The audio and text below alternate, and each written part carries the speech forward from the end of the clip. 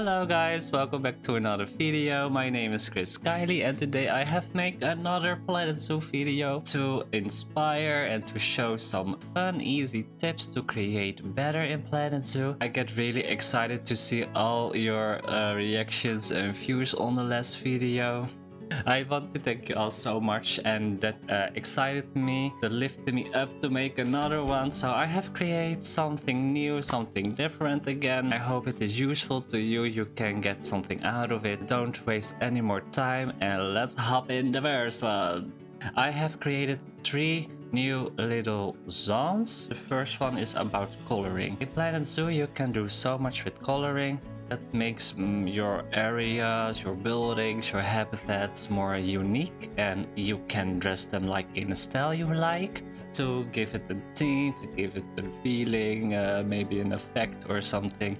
So I was just trying here some stuff out. This is more maybe like a cozy area where your guests can go, maybe take a drink or walk through, or maybe there is a hidden place somewhere in those buildings, but this is just like a little feel-good area where people can walk and just make a cozy environment. What I did at first, I was just going to the properties and then I checked the multicolor again, the filter, so you only see the objects that you can actually color, because I just can show easily what colors can do in an area. Sometimes you don't know exactly where to go, then you can just place the buildings first. That is exactly what I did here. I had not preserved a theme, but I was more like, okay, how many different styles can I place in one area, and at the end create a whole atmosphere that they more like belonging to each other or belonging there. We just place some random buildings, some random houses using different kind of structures. At first I will just keep it all them in their own color, so you can see the end result later what coloring actually can do in Planet Zoo. I think it is such an easy tool but also a fun tool, so you don't have to design maybe like really detailed or crazy, but just with the right colors, with the right atmosphere, you can create something cool place and something new. It will help you out to try the coloring as well and maybe go a bit crazy actually. As you see, we have now placed all the buildings and all the parts. Of course later I will add some decoration to fill up more the empty places. It has not a real purpose as you can see, but it was not my main goal for this little creation. And now we're just going to recolor every little building and part we have to make it more unique. I just color the stuff in the colors that I think it is pretty nice. I had not actually per se a vision what I can imagine, but sometimes you just recolor stuff and see like, oh, this has to be a bit lighter, maybe this building can be more greener. You can make everything out of it. If you have a hard time with colors in this game, just go to Google and search on color palette or color templates. You can also search for a specific color like blue and then blue color palette. You have seen like different kind of colors. It gives you something to work with and is maybe easier because you don't have to think for yourself of which color looks good with each other, and you can just pick one of templates actually. For this area I will just go with the flow and see when my eyes seeing it like, oh, this is nice, this is cozy, or this is working together. And I'm actually happy about this first little place. I think it is doing his work here already. Of course it has now no purpose, but this is also like a diorama where we're working in, but I can think you guys can imagine what you can do with this place anyway. I hope this is a cool first tip to try out and work with for you. Also a little thing what I want to show where we are currently working on the Planet Zoo streams. I stream it every Thursday on Twitch, but we are working in a desert zoo and we have created a big palace in the middle of this town.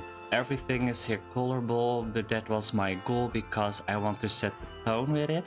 I don't want to get exaggerated with the other stuff in town.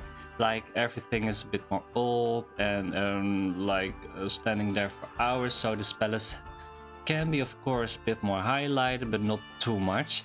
And that is why I was using also the flexi color, so we have the control over it. I must say in the stream we have changed the colors 3-4 more times I believe, and now I'm really happy how it looks like, even with a bit lightning. You guys know how lighting is working in this game. I always say try it out, go with the flow, and place here and there some lightning, color them as well. Really happy with how this palace is looking from the inside and outside. A little example what you can do with a coloring building or area in it. The next one is an underwater habitat.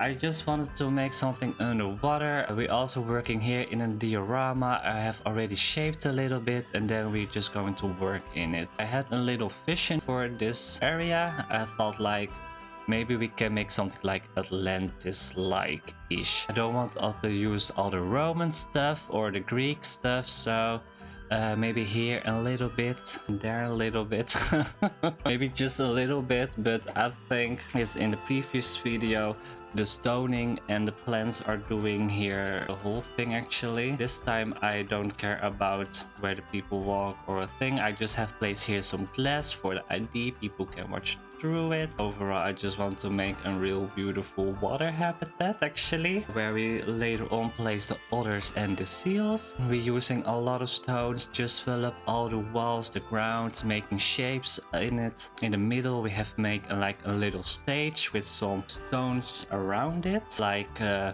20,000 years ago there was standing a temple over here. But that is the feeling, and now it is all underwater. Yeah, like what Atlantis also is be or can be. Trying to place just the stuff that those animals need. More focused like how can we make a nice magical environment underwater. Placing a lot of stones, we just go ahead with a lot of plants. Also make some own little kind of pillar structures with these parts. We just color them a bit more in the stone colors that we are using here. I think this is such a fun area. Even from above it looks really beautiful, but also when you swim through the whole habitat. When I was recording this video I was like, oh, this is such a cute and sweet place. Even here in like a little tunnel where the animals can swim through. I created this so because we can make a bit more a magical thing happening over here. Place it more of this like little pillars with stone in it, and also all these tree roots growing everywhere is also giving you the feeling there was like a lot of life here before it was underwater. At the end we go ahead with lightning. In this tunnel it looks like really atmospheric and magical. Created a little stone human in the middle. How the really old people will make it.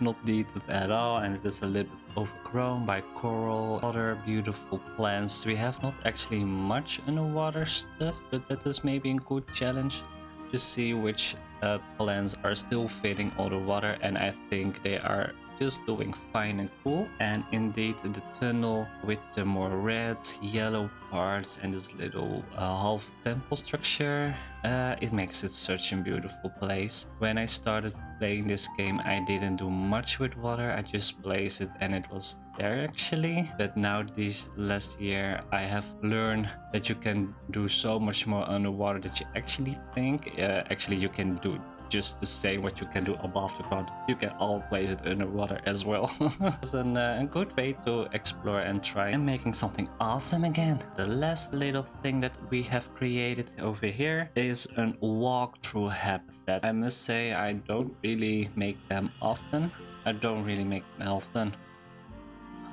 Dot. Period. I thought it was a really fun idea even for myself to see how we can create a fun habitat where people can walk through. My idea for this was more like making a jungle environment. First we did of course the whole landscaping. I already had a little idea what we can do. I just want to make big mountains where the people will go through, like the feeling like you're a guest and you're like looking up like, wow, this place is massive, you know. Before I was making it I already was searching over which kind of animal we were going to place, and we went going for this like monkey, the red fluffy monkey. We placed the red ruffed lemur. They are super cute. I thought they were fitting this jungle perfectly already. Why I did this? Because you have like a biome to work with. I was also thinking like in the last two creations should we just use like everything we can find our hands on, but now I want to make this park in one more specific theme. That was really helpful because animals have a biome where they live in or prefer to live in, and in this case it was the tropical area. Just click on the animal, see which biome, and you press on the biome, and then you can automatically like fill that all the stuff out that is not the biome. I wanted to make a pathway that is not feeling like a pathway, so it feels more like a naturey area where the people will walk in. Didn't get that much attention about the entrance and the exit. Maybe we can try that in another video, but now I was more focused in what is going on in the habitat and make it more like a natural adventure you will go on. We have higher mountains. I have even make a little river that is going underway or from left to right somewhere with some water effects to feeling that it's like a flowing river. Decorated some bridges, some stones here and there. We even used this beautiful tropical building pieces, half destroyed, half intact, like a feeling there was something before and that is getting old and overgrown as jungles can be. So when we place it, the monkeys or the lemurs were just running around and springing on it, so that was really fun to see actually that they were really interacting with everything we placed. And I think that is what this habitat actually is. It is a lot of green. We placed a lot of big trees, but also some lianes, small plants. I try to stack as many stones as I can. I just using here a technique, just I place some and copy the whole shebang and twist and turn and place places. Sometimes you place necessarily many stones, but in this diorama it doesn't really matter. But I can imagine if you are working in a real zoo, you don't want to necessarily place stones you never will see. I will make as well a little walkthrough so you guys can experience a little bit what the guests will see. It's only set when you try the diorama, you have like so many people.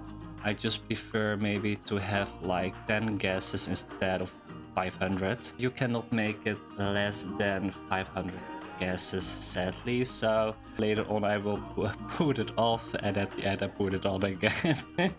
But it is a bit messy with the people in the park. I think you guys get a good feeling what one biome can do in a park, how you can make a more natural like feeling of a walk through habitat.